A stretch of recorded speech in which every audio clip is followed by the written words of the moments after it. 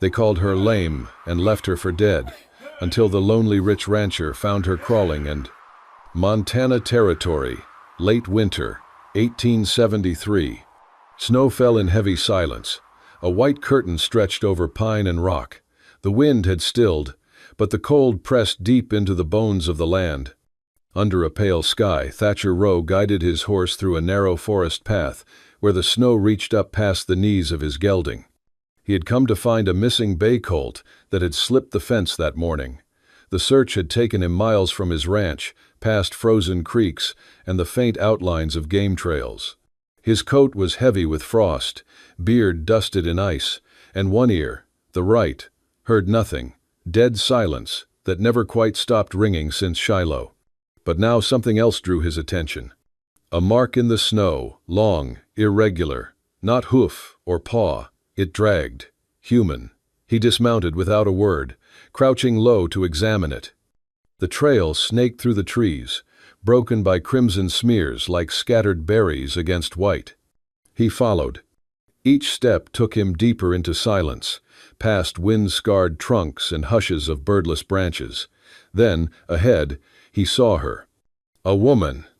She crawled, barely, using her elbows. Her long skirts were torn and frozen to her legs. One boot gone, the other soaked through. Her left leg bent awkwardly, trailing behind her like dead weight. Her hair was tangled with snow and blood. Her eyes, those eyes held no fire, no pleading, only the blank hollowness of someone left too long in the cold. When she saw him, she flinched, but could not flee. Her lips moved, cracked and colorless. "They called me lame," she rasped, "and left me." She dropped her head to the snow, breath shallow. Thatcher knelt beside her, his voice low but firm. "Not today." He shrugged off his coat, wrapping it around her shaking frame. Her body was burning cold, skin waxen beneath the frostbite. He eased her into his arms, lifting her gently but with purpose. Her leg was bad, maybe worse, but she was breathing. He whistled once.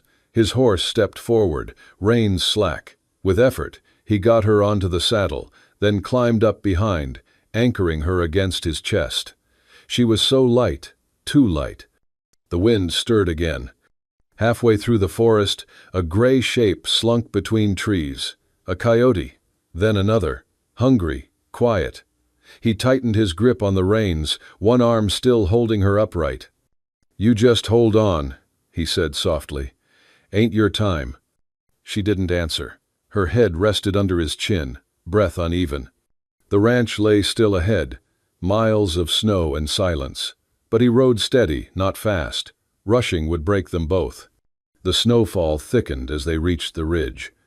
Below, his cabin stood alone, a dark shape against the white. Smoke from the chimney curled lazily, as if surprised by company. The porch was drifted over, but the barn door stood open, a lantern swaying within. By the time they reached it, his legs were numb. He dismounted stiffly, catching her before she slipped from the saddle.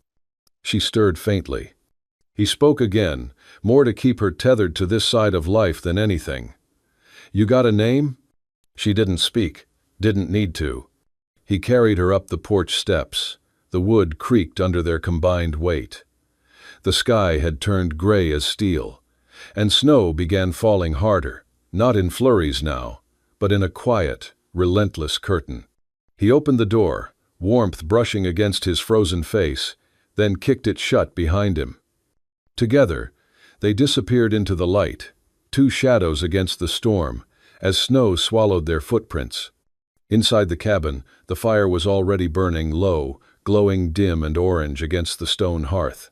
Thatcher laid her gently onto the cot he'd set near the flames, careful not to jostle her injured leg. He had no help here, not for years. He did not need any, until now.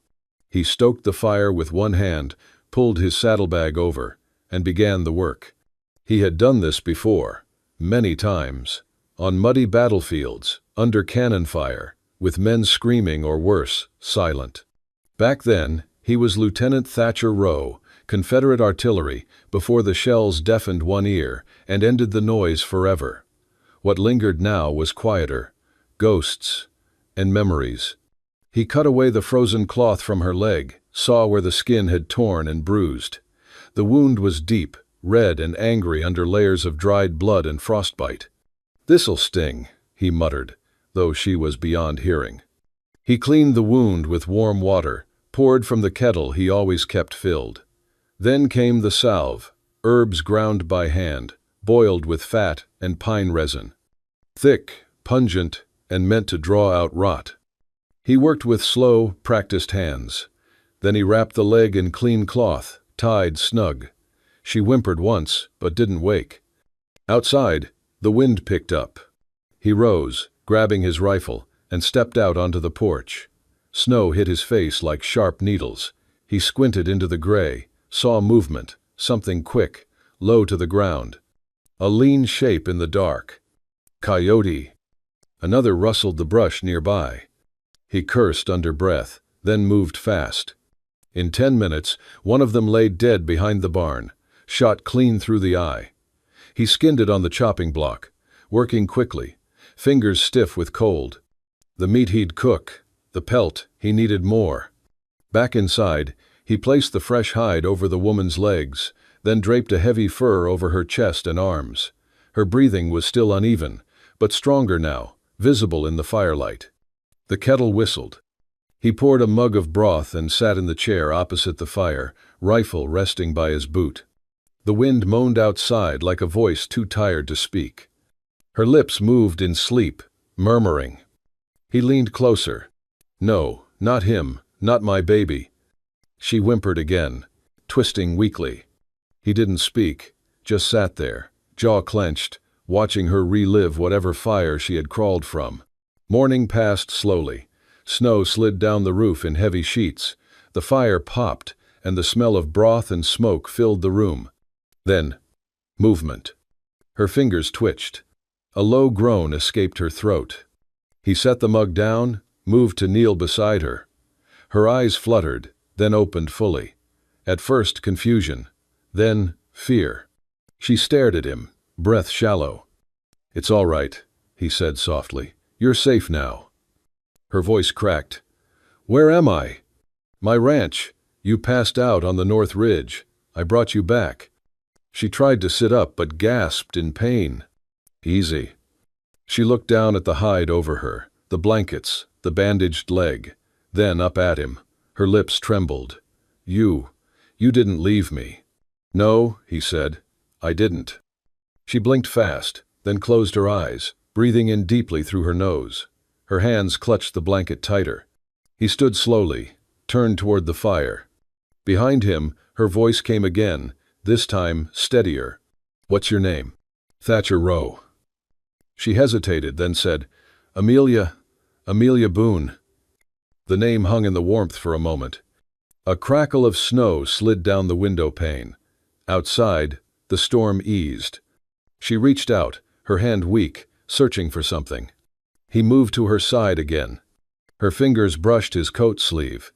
"Thank you," she whispered. For the first time since he'd found her, Thatcher allowed himself to exhale. "You're welcome." They said nothing more. Snow drifted beyond the windows. Inside, the fire burned steady, and for a moment, nothing was broken. Not the silence, not the two of them. Just warmth and survival. The room was quiet but not silent. The fire in the hearth crackled gently, casting shifting light across the wooden walls. Outside, a soft layer of snow reflected pale light through the small window, giving the room a silver hue. The warmth clung to the air, but so did a kind of stillness, fragile, temporary. Amelia's eyes blinked open. For a moment, she didn't move. Her breath caught. Then her hand shot out, clutching the edge of the blanket, then the bed frame. "Where is he?" she gasped, voice brittle. "Where's the man who left me?" Her heart pounded. She tried to sit up too fast. Pain exploded from her leg, and she bit down a scream. Her hands trembled. Her eyes darted across the room, wide with fear. The door creaked open. Thatcher stepped inside, carrying a basin of warm water and a small tin of salve. His face was calm, but his eyes were watchful. "You're not his anymore," he said, voice low and firm. "You're safe." Amelia stared at him. For a second, she didn't know whether to believe him. Then, as if her body remembered what her mind hadn't yet caught up to, she slumped back onto the pillows, shoulders sagging. She closed her eyes. Her breath slowed, but her jaw remained tight. "I didn't mean to wake you," he said, placing the basin on the table. "But your fever's broken. That's something." She didn't answer. Thatcher knelt beside the bed, checking the bandages. When she flinched, he paused. "You want water?" he asked. She nodded faintly. He held the cup to her lips. She drank in small sips, then leaned back, wiped her mouth with the back of her hand. For a long moment, neither of them spoke.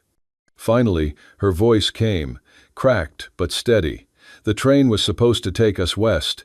Me, my husband, and our boy. 2 years old. We were leaving the mess back east, starting over." She looked past Thatcher, eyes unfocused. It happened outside Cheyenne. The train was full of families, folks trying to make a new life. Then, they came. Thatcher listened, silent. 3 of them, bandanas over their faces. One had a scar like a crack down his cheek. They fired into the air, yelling. "My husband!" Her voice hitched. He ran, didn't look back, just ran. She pressed her hand to her chest. Her voice dropped. "I was holding Thomas, our son. He was crying. Then, one of them shoved me. My grip slipped. Thomas fell." Thatcher's throat tightened, but he said nothing. "I heard the gun. I thought, maybe it missed. But when I looked down," her voice broke completely. She turned her face away, covering it with one hand. Her shoulders shook. "I wanted to die with him, but the train didn't let me." The fire popped softly. When she looked back, tears streaked her cheeks. She looked small, not because of her body, but because of the weight she carried. Thatcher didn't try to stop the silence that followed. When he finally spoke, it was gentle, certain. "Then you lived for 2. Amelia's lip trembled. She looked at him as if unsure what to make of the words. He didn't explain them. Instead, he reached for the bandage on her leg. "I need to wrap this again." She didn't resist. As he unwound the old cloth, she winced, but didn't pull away. Thatcher worked quietly. His hands were strong but careful. Every move was precise, like he'd done it 100 times, and he had, just not here, not like this. He cleaned the wound again, applied more salve, and rewrapped the leg with clean cloth, tight enough to hold but not choke. When he finished, he placed his hand lightly on her shoulder. Not to comfort, not to pity, just to say, "I'm here." Amelia looked at the hand, then up at him. A breath passed between them. One moment, one unspoken acknowledgement. Then she laid back against the pillow, eyes half closed, not asleep, but resting. Outside, snow began to fall again, gentle, slow, like a world trying to start over. Inside, the fire burned steady, and for the first time in a long time, Amelia Boone wasn't alone. The wind tore across the open stretch of snow-covered land, whistling through the branches like the cry of something ancient. Thatcher Rowe swung his axe into the log, the crack echoing sharp against the silence. A plume of white lifted from the chopped wood. Then he saw the rider, a dark silhouette against the pale horizon, approaching with purpose. The man sat tall in the saddle, dressed in fine wool and polished boots not made for ranch roads. His hat was clean, his gloves expensive. Everything about him looked Eastern, civilized in the way that made men dangerous out here. Thatcher straightened, wiping his brow with the back of his glove, and watched as the stranger slowed near the edge of the ranch.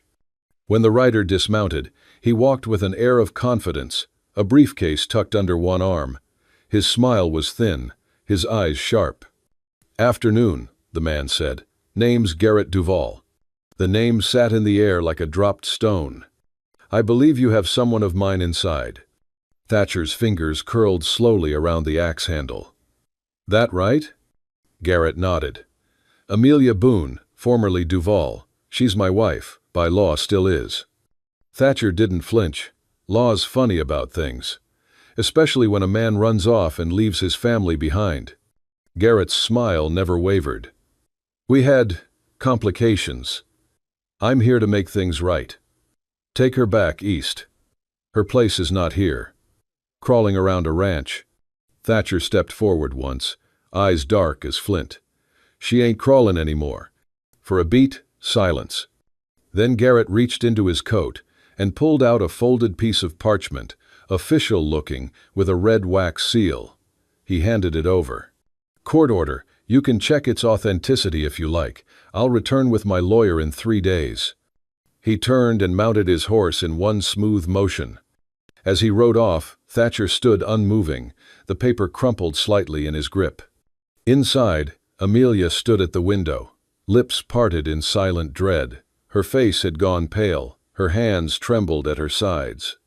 "I saw him," she whispered, when Thatcher stepped through the door. "He really came." "He did," Thatcher said, "but he's not staying." Amelia shook her head slowly.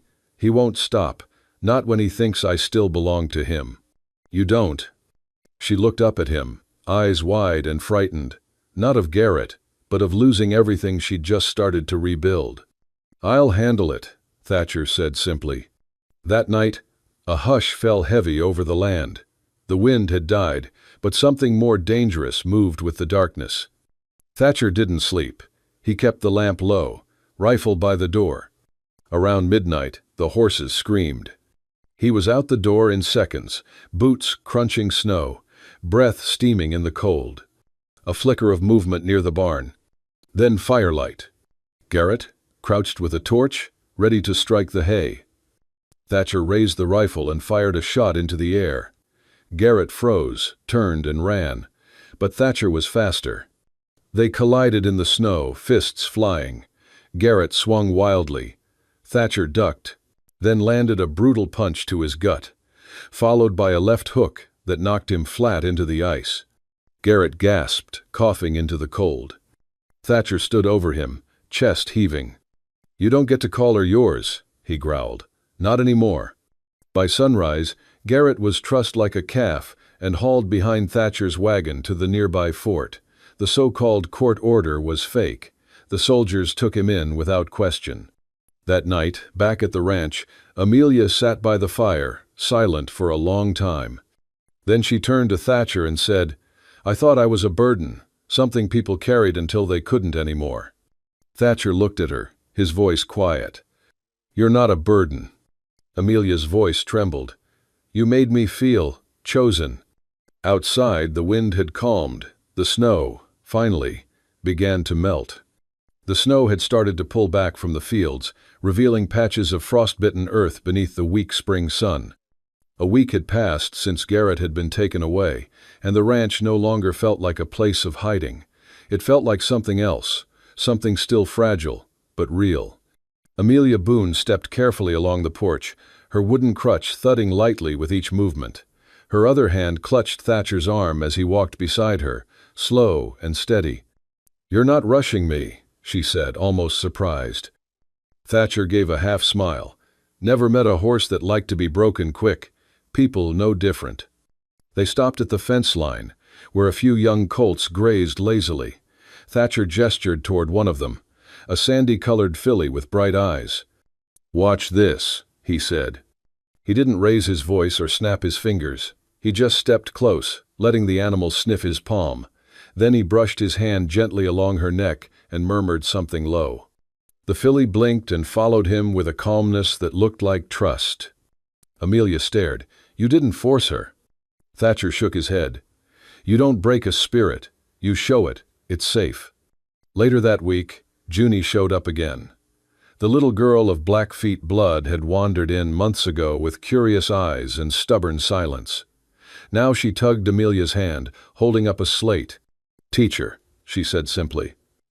That word caught in Amelia's chest. She looked to Thatcher. He nodded. "She's been waiting on you." Within days, more children came, quiet ones, wild ones. Amelia gathered them near the cabin and taught them letters, shapes, and songs.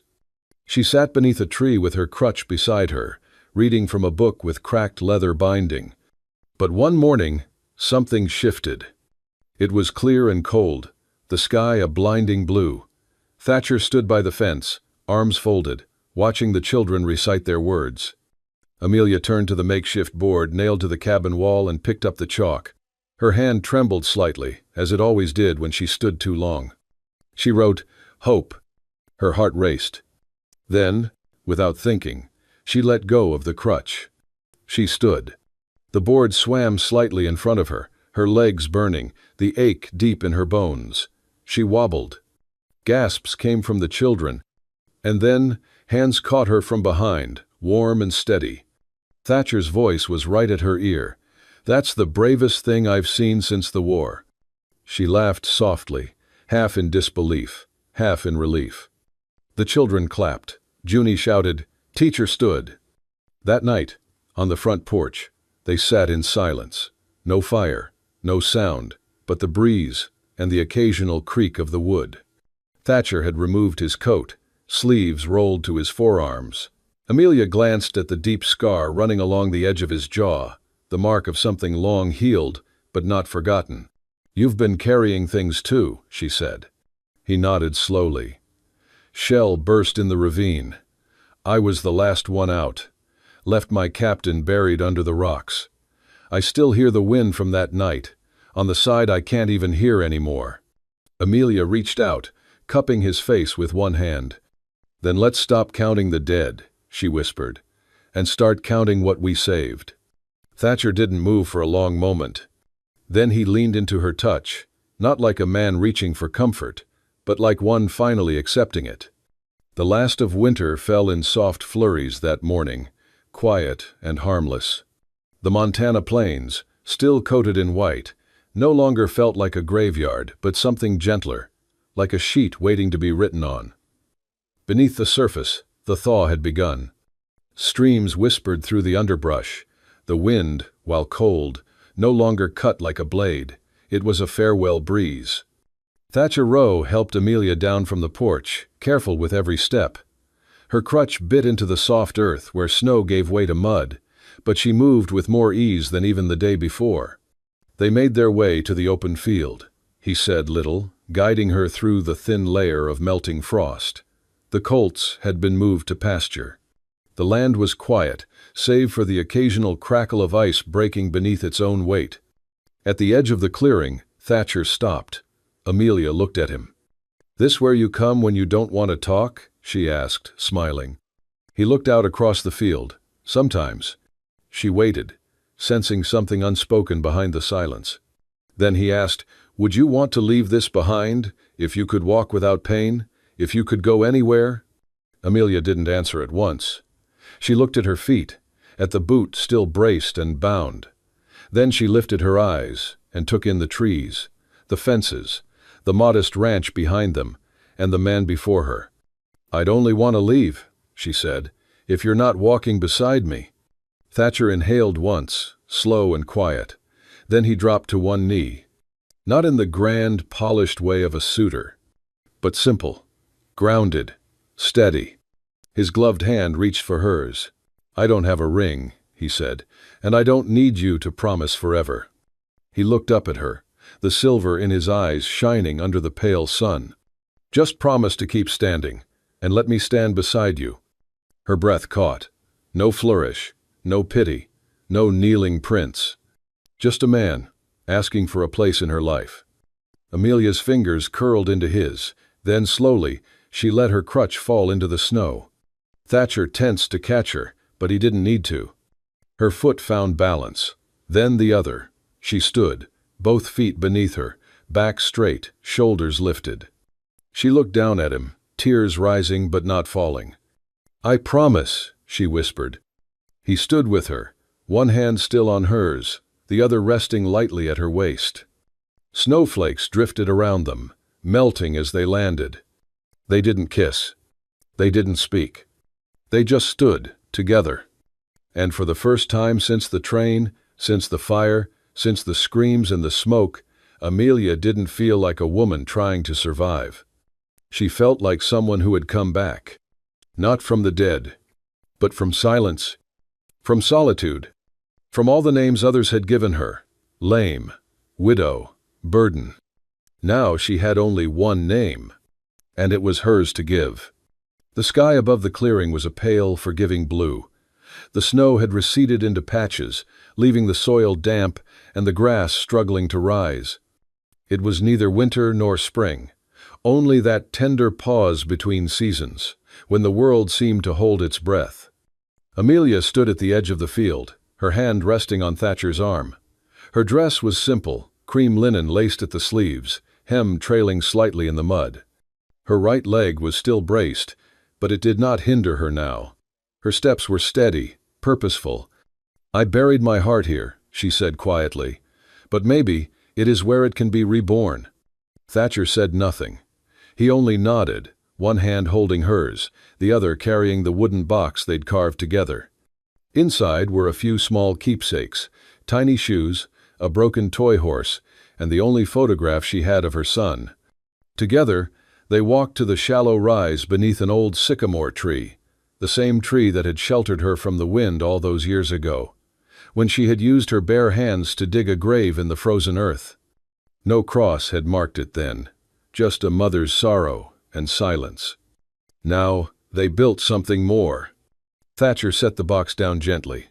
Amelia arranged white flowers, wild alyssum, collected by Junie, and tied them with simple twine. She placed the photo inside a carved wooden frame, setting it at the center of the altar.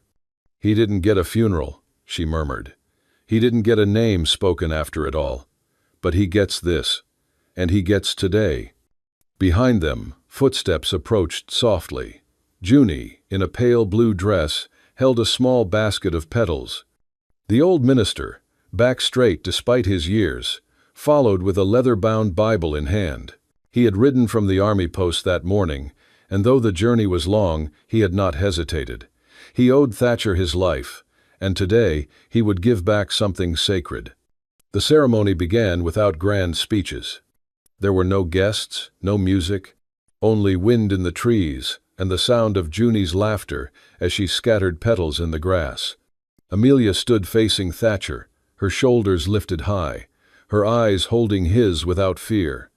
The altar behind her, a reminder of everything she'd lost, and everything she had now chosen. The minister asked for their vows. Thatcher went first, his voice low and sure. "I don't have fancy words, just one truth. You don't need to carry the past alone anymore. Not while I'm standing." Then Amelia, hand in his, answered softly, "You said I lived for two. Today I choose to live for three." Her voice wavered, just once, but her gaze did not. And as those words fell into the still air, they didn't drift away like smoke. They settled, into the earth, into the space where grief had once taken root. The minister nodded, closing his book. "Then by the grace given to me, I pronounce you husband and wife." There was no applause, no music, just a kiss.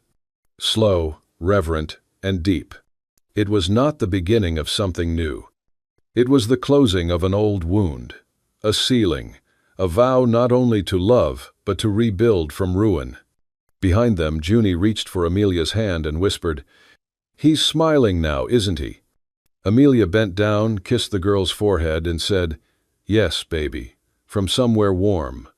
Thatcher turned to face the altar one last time.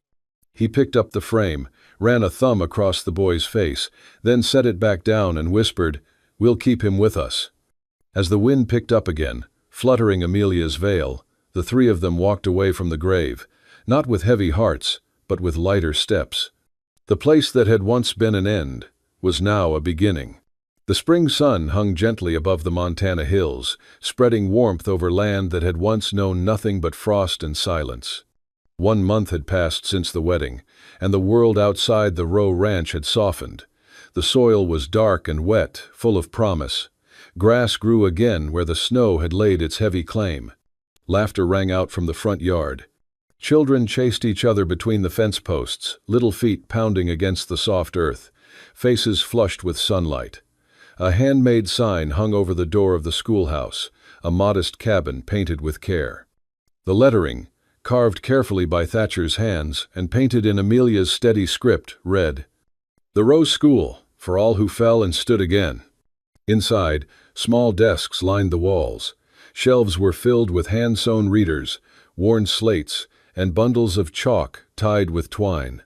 Each afternoon, children from nearby camps and homesteads, native and settler alike, gathered here not just to learn, but to belong.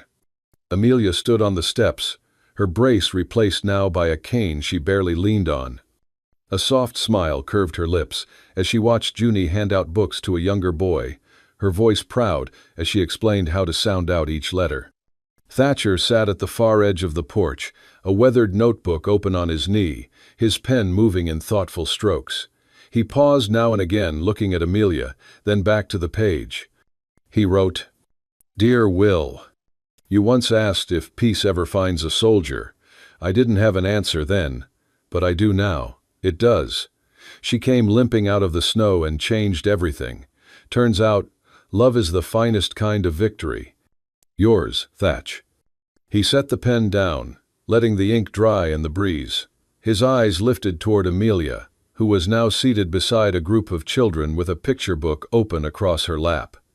Her voice carried softly, clear, confident, as she read aloud. No tremble, no doubt, only warmth. When she finished the story, one of the younger children climbed into her lap, and she didn't hesitate.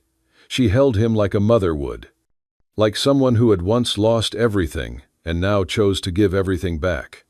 Thatcher walked over, dropping down beside her with a quiet grunt. He set the letter in his pocket, then reached for her hand. Amelia turned to him, eyes sparkling, and whispered, "They called me lame." He squeezed her fingers gently, the corners of his mouth rising. "But I call you mine." For a long moment, they just sat there. Amelia, Thatcher, and the growing circle of children curled up around them in the soft afternoon light. There was no wind, no ghosts, no heavy past. Only the sound of a turning page, and the deep, steady rhythm of life beginning again. Above the porch, a new sign had been hammered into the old wooden beam. The Rose, built from ashes, standing tall. The words were carved deep, meant to last through storm and season. Just like them. If this story moved your heart like it did ours, if you felt the snow melt, if you believed in love rising from ashes, then don't ride off just yet. Hit that hype button to let us know you want more stories like this. And be sure to subscribe to Wild West Love Stories so you never miss the next tale of grit, grace, and heart on the frontier. Until next time, keep your fire burning and your heart open, because out here, even in the wildest West, love always finds a way.